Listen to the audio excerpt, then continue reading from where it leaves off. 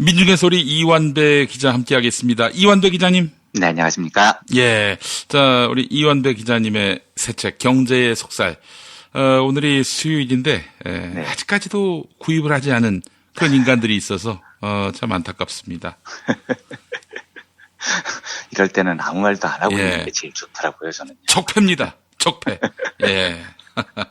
빨리 구매함으로써 적폐의 세계에서 벗어나시기를 주님의 이름으로 축원드립니다. 예. 네, 저희 민중의 소리와 관련된 것들이어서 많이 예쁘게 봐주시고 많이 도와주셨으면 좋겠습니다. 예, 네. 그래요. 어떻게 좀 책이 좀 나가고 있습니까? 방송 나간 다음에 예. 굉장히 많이 팔렸다고 하더라고요. 아이고, 그래서 매우 세상에. 감사하게 생각하고 있습니다. 정말. 감사합니다. 네. 예, 예. 여러분들 좀 많이 도와주시고, 우리 편 언론, 육성시켜야죠. 근데 참 우리 민중의 소리가 말이죠. 빨리 포털로 들어갔으면 좋겠는데, 이거 어렵습니까? 이 아니요, 정도? 저희가 이제 1년 만에 다시 검색으로는 복귀를 했고요. 검색어로는. 예. 그다음엔 정식으로 컨텐츠로는 아직 복귀 전혀 들어가지를 못했는데, 내년쯤엔 한번 시도를 해보려고 노력하고 있는 것 같습니다. 예, 알겠습니다. 정안되면 민중의 소리가 포털을 만들든지요. 예, 먹고나 살았으면 좋겠습니다. 네. 먹고 사는 게 더 중요합니까? 예, 알겠습니다. 네. 자, 그래요. 오늘 이완배 기자님하고 어떤 이야기 또 나눠볼까요? 예, 오늘은 좀 생소하시겠지만, 한국 남부발전이라는 회사에서 벌어지고 있는 일을 살펴보려고 합니다. 한국 남부발전. 네, 예. 꼭 이 회사의 이야기를 콕 집어서 한다기보다는요. 이 회사에서 벌어진 노동자들의 갈등을 살펴보고 이 일을 계기로 경제학 이론도 하나 소개해드리고 싶어서 이 소재를 골랐습니다. 예. 남부발전, 더 정확히 이야기하면 우리나라 화력발전소 회사에 관한 이야기입니다. 조금 생소하시긴 해도 사실은 다뤄야 할 부분이 굉장히 많습니다. 만약에 그래서 내일에도 뉴스 여유가 좀 있으면 이 이야기를 이어가 볼까 하는데, 물론 다른 중요한 뉴스가 있다면 화력발전 이야기는 이 두 번째 이야기는 조금 뒤로 미루기로 하고요. 예. 한국 남부발전이라는 회사는 화력발전소 회사고요. 원래는 한국전력 소속이었는데 2001년에 분사가 됐습니다. 이때 수력과 원자력을 다루는 회사가 한국수력원자력, 줄여서 한수원이라는 이름으로 분사가 됐고요. 예. 화력발전소는 지역별로 모두 5곳으로 분리가 됐습니다. 한국 남부발전, 동부발전, 서부발전, 남동발전, 동서발전, 이렇게 5곳 회사가 우리나라에 지금 화력발전을 담당하고 있습니다. 예. 그런데 이 중에 남부발전에서 최근에 노노 갈등이라고 부를 만한 일이 벌어졌습니다.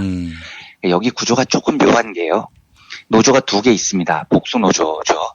네, 헛갈리지 않게 구분을 하자면 발전노조라는 이름의 민주노조가 있고요. 이제 통칭 남부노조라고 불리는 약간 친기업적 성향의 노조가 있습니다. 예. 방송에서는 구분하기 편하게 하기 위해서 그냥 민주노조와 기업노조 이렇게 구분을 짓겠습니다. 내일 기회가 되면 좀 자세히 이야기를 드리겠습니다만, 여기는 이명박이 굉장히 신경을 썼던 곳입니다. 이명박이 민주노조를 어떻게든 무력화시키려고 무진장 애를 썼고, 그래서 그게 성과가 있었어요. 기업노조, 약간 친기업적 성향을 가진 노조가 2011년에 이명박 정부의 지원을 받아서 탄생을 한 꼴이 됩니다. 그리고 이명박근혜 시기를 거치면서 회사 쪽의 지원을 받아서 지금 다수노조가 돼 있는 상태입니다. 그러니까 민주노조가 소수노조인 거죠. 대표 교섭권도 다수노조, 즉 기업노조 쪽에 지금 가지고 있습니다. 이까지는 재미없는 배경 설명이었고요. 지금 여기서 무슨 일이 벌어지냐면 비정규직 노동자들의 정규직화 문제가 논의되고 있습니다. 그런데 비정규직 노동자들을 정규직으로 만들 때에는 2가지 방법이 있습니다. 하나는 깔끔하게 그냥 정규직으로 만드는 겁니다. 다른 방법은 쿠션을 두는 겁니다. 비정규직 노동자들을 바로 본사 정규직으로 만들기는 싫으니까 자회사를 하나 만드는 거죠. 그래서 그 자회사의 정규직 자리를 비정규직 노동자들에게 몰아주는 겁니다. 그러니까 이런 방식을 쓰면 비정규직 노동자들한테 아무래도 크게 불리하죠. 물론 생으로 비정규직으로 있는 것보다야 낫습니다. 나은데 이렇게 정규직이 돼도 본사 소속이 아니고 자회사 소속이니까 임금이나 복지나 여러 면에서 본사보다 나을 리가 없는 겁니다. 예. 그런데 지금 요 주제를 두고요. 남부발전에서 노노 갈등 비슷한 게 벌어지고 있습니다. 노조끼리 싸우고 있는 거죠. 예. 다수노조, 그러니까 기업노조 쪽에서는 자회사 방식을 선호합니다. 반면에 민주노조, 발전노조 쪽에서는 자회사 만들지 말고 분산 노동자로 완벽하게 정규직화를 하자 이렇게 주장을 하고 있습니다. 예. 다수노조 쪽 이야기를 들어보면 이렇습니다. 정규직은 여기가 공기업이니까요. 정식 시험을 치고 들어온 사람들이고 비정규직은 시험을 친 사람들이 아니라는 논리입니다. 그런데 이 사람들을 갑자기 정규직하고 동등하게 대우를 하면 형평성에 어긋난다는 거죠. 이런 식이면 정규직을 따기 위해서 엄청난 경쟁을 뚫고 입사한 기존의 노동자들의 노력이 뭐가 되느냐라는 논리를 펴니다. 정규직이 오히려 손해를 보게 되는 거 아니냐는 주장이고요. 이거 외에도 좀 복잡한 이슈들이 있는데 가장 중요한 이슈는 비정규직을 정규직화하면 정규직 노동자들이 손해를 보고 엄청난 노력 끝에 공기업에 입사했는데 형평성에 어긋난다. 인 것 같아요. 반면에 소수노조, 민주노조 쪽 주장을 들어보면 비정규직을 정규직화해도 정규직의 손해가 일단 없다. 그런데 이 문제보다도 더 중요한 건 노동자들이 단결해야 된다는 겁니다. 요즘 공기업 노동자들에 대해서 뭐 귀족 노조니 세습 노조니 이런 이야기가 많은데 공기업 노동자인 우리부터 비정규직과 단단하게 연대를 하지 않으면 이런 비판으로부터 자유로울 수 없다라는 게 민주노조의 목소리입니다. 그래서 비정규직과 함께 투쟁하고 함께 쟁취하는 세상을 만들자 이런 주장을 민주노조가 펼치고 있습니다. 저는 뭐 당연히 민주노조 주장에 100번 동의를 합니다. 이런 주장을 하는 민주노조의 뜨거운 감사와 동지애를 전하고요. 그런데 제가 오늘 이 이야기를 꺼내는 이유가 어찌됐건 실제 이런 문제가 현장에서 많이 불거집니다. 예. 그리고 앞으로 더 많아질 거예요. 그런데 이런 일이 벌어지면 지금 발전노조 민주노조의 주장이 현장에서 의외로 잘 안 먹힙니다. 왜냐하면 사람 심리가 참 묘해서요. 사회적으로는 연대하고 약자와 손을 잡자 이렇게 주장을 하는 사람들도 정작 자기 일터에서 내가 가진 기득권의 일부를 내려놓자고 이야기를 하면 이게 정말 잘 안 되는 겁니다. 지금 남부발전 논의만 봐도요. 우리가 이렇게 멀리서 바라보면 민주노조 이야기가 100번 맞죠. 그런데 정작 현장에 가보면 기업노조, 이 다수노조 쪽 주장이 훨씬 위력을 발휘하는 경우가 많아요. 노동자들이 당장 내 기득권을 내려놓는 일을 그만큼 꺼린다는 이야기입니다. 예. 자, 요 이야기를 여기서 일단 멈추고요. 이제부터 제 개인적인 이야기를 잠깐 하나 드리겠습니다. 예. 제가 종합지에서 기자 생활할 때 절반을 경찰 기자 생활을 했고 딱 절반을 경제부 기자 생활을 했는데요. 객관적으로 비교를 해보면 경제부 기자가 경찰 기자에 비해서 한 100배 정도 편했던 것 같습니다. 네, 상대가 되지 않을 정도로 경제부 생활이 편해요. 네. 그리고 그게 신문사의 일반적인 정서이기도 합니다. 그래서 회사에서도 저 경제부 새끼들 하는 일이 뭐 있냐. 기업에서 주는 보도자료나 베끼고 말이야. 이런 공격이 있었습니다. 그런데 경제부원들은 다른 부서들의 이런 공격에 굉장히 예민하게 반응을 합니다. 그래서 경제부 후배들 중에서도 저한테 상담한답시고 술 한잔하면서 와 선배 자꾸 다른 부서가 경제부 편하다고 공격하는데 진짜 황당하지 않아요? 선배 아시잖아요. 저 하루에 기사 4-5개씩 쓰는 거예요. 광고 특집도 매달 엄청 많이 하잖아요. 진짜 고생스러운데 왜 우리 보고 편하게 지낸다고 공격하는지 이해가 안 돼요. 이런 분노를 표출을 합니다. 그래서 제가 쭉 듣다가 한마디 하죠. 야, 너 진짜 여기가 힘들다고 생각하냐? 너 하루에 기사 4-5건 쓰는 거 솔직히 다 보도자료 보고 베끼는 거잖아. 야, 기자라는 게 언제 힘든 거냐면 남들이 이야기를 안 해주려고 하는 걸 찾아내는 게 힘든 거다. 그래서 사회부 기자들이 며칠 동안 잠복 취재하고 벽치기하고 그런 게 힘든 거다. 그런데 넌 지금 광고 특집 쓰는 게 힘들다는 건데 야 그게 뭐가 힘드냐. 말 그대로 광고 특집인데 아니 기업에서 광고 내고 보도자료 보내주면 조사 몇 개 고쳐가지고 그대로 베껴내는 건데 그거 4-5개 쓰는 게 뭐가 힘들어. 제가 이렇게 야단을 칩니다. 예. 물론 이제 그러다가 경제부장한테 불려가서 박살이 나죠. 지가 뭔데 경제부 기자의 자긍심을 깎아먹고 지랄이냐고 쌍욕을 바가지로 먹었는데 예. 저는 아직도 그렇게 생각을 해요. 만약에 동아일보 경제부 기자가 재벌이 이야기하지 않으려는 걸 취재하고요. 비리를 파내고 이런다면 그건 힘든 거예요. 근데 어차피 그런 기사는 동아일보에서 나가지도 않았어요. 취재를 시키지도 않았습니다. 기자가 해봐야 소용도 없고요. 그래서 기자들은 그런 일 안 하고 그냥 기업이 주는 보도자료 베끼고 있었습니다. 그게 뭐가 힘드냐고요. 그러니까 기자가 힘들면 주진우 기자 같은 분이 힘든 거지 동아일보 경제부 이완배 기자는 하나도 힘든 게 아닌 거예요. 그러니까 여러분들 조선일보 기자요. 안 힘듭니다. 뭐가 힘듭니까? 기업이 주는 대로 베껴 쓰고 이명박 박근혜 때는 정부가 소스 주는 대로 베껴 쓰는데 그건 힘든 게 아닌 거거든요. 기자들로는요. 요즘은 물론 좀 힘들어야 정상이죠. 문재인 정부하고 각을 세우고 있으니까요. 그런데 제가 보기에 요즘도 조선일보 기자들은 안 힘든 게 뭘 파헤쳐서 쓰는 게 힘든 건데 조선일보 기사 보면 파헤치는 게 아니고 요즘 기사는 그냥 아무렇게나 내깔겨 쓰고 있거든요. 이런 건 힘든 게 아닌 겁니다. 기사를 쓰는 게 아니라 야부리를 털고 있는 거니까요. 이건 안 힘들어요. 그래서 그 사람들 그런데도 당시 동아일보 경제부 기자들은 내가 얼마나 힘든데 내가 얼마나 고생하는데 이 이야기를 입에 달고 다닙니다. 요 문제에 대해서 흥미로운 실험을 하나 소개해드리겠습니다. 스탠퍼드 대학교 테일러 필립스, 브라이언 라우어리 이 두 학자의 공동 연구인데요. 2015년에 실험사회 심리학 저널이라는 유명한 학술지에 실렸습니다. 백인들을 실험 대상자로 모집을 합니다. 근데 미국은 아직도 백인의 특권이 강한 나라입니다. 나름대로요. 예. 그리고 미국 사회에서 그렇게 특권을 누리는 백인들을 모집해서 두 그룹으로 나눕니다. 그리고 이 두 그룹에게 어린 시절에 얼마나 힘들게 살았나요? 이런 질문을 합니다. 굉장히 평범한 질문이죠. 그런데 한 그룹에게는 그냥 그 질문을 던지고요. 다른 그룹에게는 그 질문을 하기 전에 이런 문장을 큰 소리로 읽게 합니다. 어떤 문장이냐면 미국 사회에서 백인들은 여러 측면에서 혜택을 받고 있다. 학자들의 연구에 따르면 주거지역 환경, 의료 환경, 직장 구할 때 구직 환경, 학교에서의 교육 환경 등등 거의 모든 영역에서 백인들이 흑인보다 혜택을 더 많이 받는다고 조사됐다. 요 문장을 읽게 해요. 예. 그럼 이 문장을 읽은 백인들은 어떤 생각을 할까요? 아까 제가 이야기한 종합직 경제부 기자들과 비슷한 생각을 하는 겁니다. 야, 사람들이 지금 우리 경제부를 편하다고 공격하고 있어.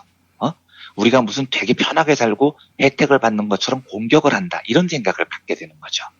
그러니까 백인들도 마찬가지입니다. 아까 그 문장을 읽으면 미국 사회가 백인들이 특권을 누린다고 공격을 하고 있어. 이런 감정을 갖게 되는 겁니다. 이 상태에서 어린 시절에 얼마나 힘들게 사셨어요? 이렇게 평범한 질문을 하면 답이요. 아까 그 문장을 읽은 그룹과 읽지 않은 그룹에서 완전히 달라집니다. 저걸 안 읽은 그룹은 그냥 평범하게 답을 해요. 나 어릴 때 뭐 특별히 어려운 거 없었어요. 라고 솔직하고 담백하게 답을 합니다. 그런데 백인이 흑인보다 유리한 환경에서 살았다. 요 한 문장을 읽은 백인들의 답은 엄청나게 장황합니다. 아니에요. 내가 어렸을 때 얼마나 가난하게 살았는데, 내가 어렸을 때 병이 났는데 개고생을 했어요. 우리 집이 얼마나 가난했는데 내가 한 고생이 말도 못해요.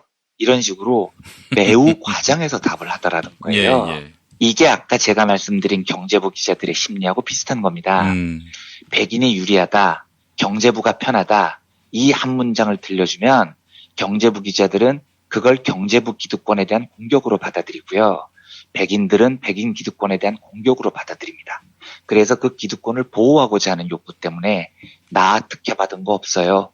나 엄청 고생했어요. 이런 식으로 자기가 한 고생을 막 과장하죠. 이게 기득권을 적극적으로 방어를 하는 일종의 수법 같은 겁니다. 그래서 연구팀이 이걸 뭐라고 부르냐면요. 불우한 어린 시절 효과라고 부르더라고요. 불우한 어린 시절 효과. 예. 기득권을 보호하기 위해서 자기의 불우한 어린 시절을 과장한다. 뭐 이런 뜻입니다. 연구팀이 내린 두 가지 결론을 보면 첫째, 백인들은 특권이 있다는 증거를 들이대면 될수록 내가 엄청 어렵게 고생하고 살았다라고 주장한다. 둘째, 백인들이 특권으로부터 이익을 얻었다는 사실을 부인하고 싶을 때 역시 백인들은 어렸을 때 고생을 했다는 사실을 강조한다. 이렇게 정리를 합니다. 자, 그럼 이걸 기억을 해 주시고요. 지금부터는 조금 듣기 불편한 우리들의 현실 이야기로 돌아와 보겠습니다. 예. 우리나라에는 정규직과 비정규직 노동자들이 있습니다. 정규직 노동자가 비정규직 노동자에 비해서 더 우월합니다. 정규직이 비정규직에 비해 우월하다는 사실은 미국 사회에서 백인이 흑인보다 우월한 지위에 있다라는 사실만큼 명백합니다. 그래서 이 차별을 없애자고 했을 때요. 정규직 노동자들이 야, 무슨 소리냐? 내가 정규직이 되기 위해서 얼마나 고생했는데 나 무지 고생했어 라고 주장하는 것은 제가 보기에 아까 말씀드린 불우한 어린 시절 효과하고 닮아 있습니다. 인종차별을 없애자고 이야기했을 때 백인들이 야, 나 어렸을 때 무지 고생했어라고 주장하는 것과 이게 과연 다른 심리일까요를 생각해 봐야 됩니다. 요 대목을 잘 이해해 주셨으면 합니다. 저는 정규직 노동자가 특권 계급이라고 절대 생각하지 않습니다. 특히 대자본과의 관계에서 보면 정규직 노동자도 착취를 받는 민중입니다. 그런데요, 그건 미국의 백인 노동자들도 마찬가지예요. 착취를 받지만 아주 좁은 의미로 보면요, 흑인에 비해서 미국 백인은 우월한 특권이 있는 거라고요. 한국의 정규직도 사회 전체적으로 보면 분명히 착취받는 노동자지만 아주 좁게 놓고 보면요, 비정규직하고 딱 비교를 했을 때 분명히 이 좁은 영역에서 우월함이라는 게 있습니다. 그런데 이 이야기를 하면 많은 정규직 노동자들이 이걸 자기들 신분에 대한 공격이라고 생각을 합니다. 그래서 남부발전 기업노조 측 이야기 핵심이 이런 거잖아요. 우리 공기업 입사하느라고 무지하게 고생했어. 그런데 왜 비정규직이랑 똑같은 대우를 받아야 돼? 이런 거에 호소를 한다고요. 예. 불우한 어린 시절을 강조하는 것과 비슷하죠. 간곡하게 부탁드립니다. 비정규직의 정규직화 문제를 정규직에 대한 공격으로 받아들이면 우리 노동자들은 더 본질적인 문제, 자본이 노동자를 착취하고 있고 그것에 맞서야 한다는 대의로부터 계속해서 멀어지는 겁니다. 생각해 보십시오. 불우한 어린 시절 효과를 강조해서 내가 정규직 되기 위해서 얼마나 많은 고생을 했는데 이 논리를 붙잡고 있으면요, 자본과 싸울 때 자본가가 만약에 야, 내가 이 자리에 오르기 위해서 얼마나 고생했는데 내가 너희들하고 다른 고귀한 사람들이야, 어따 대고 노동자들이 자본가하고 평등하자고 기어올라, 이렇게 주장할 때 반박할 명분이 없어지는 겁니다. 더 해볼까요? 스카이, 명문대 출신 기득권들이 이렇게 주장하면 어떻게 반박할 겁니까? 야, 내가 서울대 가기 위해서 얼마나 노력했는데 어디 니들이 나랑 평등하자고 주장을 해. 내가 더 잘 나가야지. 이렇게 주장하면 이건 어떻게 반박을 하냐고요. 그리고 이 주장에 반박을 못하면 학벌이 없는 사회, 보다 평등하고 개개인의 인격에 존중받는 복지사회, 이건 어떻게 건설을 합니까? 그러니까 나보다 약한 사람들에 비해서 나한테 기득권이 있다고 인정을 하는 순간 제가 지금 말씀드린 이런 수많은 모순들을 해결할 방법이 싹 사라져 버리는 겁니다. 우리가요, 노동자라고 부르는 말 뒤에 계급이라는 부가어를 가끔 붙여서 부르죠. 노동자 계급이라는 말을 씁니다. 그런데 왜 우리가 노동자 계급인 줄 아십니까? 계급이라는 건요, 세습되기 때문에 계급이라고 부르는 겁니다. 이변이 벌어지지 않는 한 내 자식도 노동자로 살아야 됩니다. 내 손주도 노동자로 살아야 되고 내 증손주들도 노동자로 살아야 됩니다. 그게 계급이라는 말의 의미입니다. 그래서 제가 남부발전 노동자들을 비롯해서 비정규직의 정규직화 문제가 있는 모든 회사의 노동자들께 간청을 드리는 겁니다. 지금은 내가 정규직이어서요, 내 자리가 조금 더 소중해 보이고 지켜야 되는 것처럼 보일 수 있어요.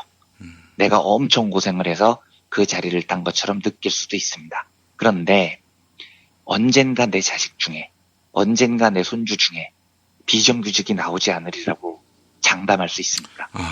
이 장담 쉽게 못하거든요. 그리고 만약에 내 자식이나 손주가 비정규직으로 생계를 위협받는다면 그때 가서 우리는 뭘 근거로 다른 노동자들이나 민중들에게 불쌍한 내 자식들과 연대해 주세요라고 부탁을 하겠습니까? 아마 모르긴 몰라도요, 지금 남부발전의 민주노조가 상당히 고생을 할 겁니다. 노노 갈등이 있는 곳에서 비정규직과 통크게 연대하자라는 주장은 현장에서 외면받을 때가 많거든요. 그러니까 지금 기업노조 측이 민주노조를 이렇게 공격하더라고요.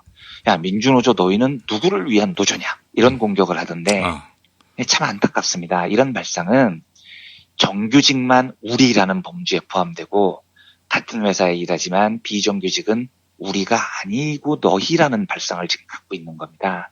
그러니까 민주노조 너희는 우리를 위하지 않고 너희를 위하고 있다, 이런 공격이 가능한 거죠. 그런데 이런 발상으로 노동운동을 하면요, 예. 한 발짝도 앞으로 나아가지 못합니다. 그게 노동운동 역사의 결과였다고요. 네. 지금 남부발전 민주노조가 벌이고 있는 비정규직의 정규직화의 이 연대투쟁에 멀리서나마 뜨거운 지지와 연대를 보냅니다. 그분들이 옳습니다. 그분들의 주장이 부디 현장에서 더 큰 지지를 얻기를 간곡하게 바랍니다. 상황이 쉽지 않겠지만 부디 비정규직의 완전 정규직화라는 민주노조의 신념을 지켜주시고 잘 싸워주시기를 바랍니다. 그리고 이 일을 계기로 비슷한 문제에 직면한 많은 정규직 노동자들이 비정규직 노동자들에게 따뜻한 연대의 손길을 내밀 수 있었으면 하는 소망도 함께 전하고 싶습니다. 요 이야기를 전해드리고 싶어서 오늘 남부 발전 이야기를 길게 함께 나눠봤습니다. 예, 요즘에 그 대학 강사법이 그렇죠. 개정이 네. 돼서 네. 새해부터는 강사 선생님들 네. 방학 때도 급여 나오고 네. 또 안정적인 환경 속에서 강의를 네. 할 수 있게 되는 것 같은데, 자, 때를 같이 해서 대학들이 대학 강사들을 대거 해고하고 있습니다. 우르르 잘라버리고 있죠, 지금. 어떤 학교는 강사 3분의 1을 날리려 하더라고요. 그러니까요. 예, 예. 네. 이 사실은 한양대의 50여 명의 교수님들은 네. 이 시간 강사 해고 함부로 하지 말라 이러면서 아주 지각 있고 정말 그렇죠. 양심 있는 목소리를 내시는데, 네. 많은 학교의 교수님들은 거저 시간 강사들을 왜 이렇게 무대하지? 그렇습니다. 또 이러고 그러니까 사실은, 있어요. 예. 네, 사실은 시간 강사님들의 문제도 한번 따로 다뤄보고 싶은데, 지금 김용민 PD님께서 하신 이야기가 가장 정확한 이야기인 게요. 이 문제를 누가 풀어줘야 되느냐? 정규직 교수님들이 풀어주셔야 됩니다. 그렇습니다. 예, 그게 예. 지식인의 자격이거든요. 네. 알겠습니다. 그 이야기도 나중에 한번 소상히 네. 다뤄봤으면 좋겠습니다. 네, 오늘도 민중의 소리 이완배 기자와 함께 했는데, 이완배 기자의 경제의 속살, 이 책을 읽지도 않고 이 세상을 살아가는 이런 무지몽매한 백성들이 없을 겁니다. 예. 그냥 저희를 불쌍하게 여겨주시고, 네, 구입해주시면 정말 감사할 것 네, 같습니다. 인터넷 네. 서점에서 이완배 기자가 쓴 경제의 속살 많이 또 사랑해 주시고요. 자, 이완배 기자님 수고하셨습니다. 네, 내일 뵙겠습니다. 감사합니다.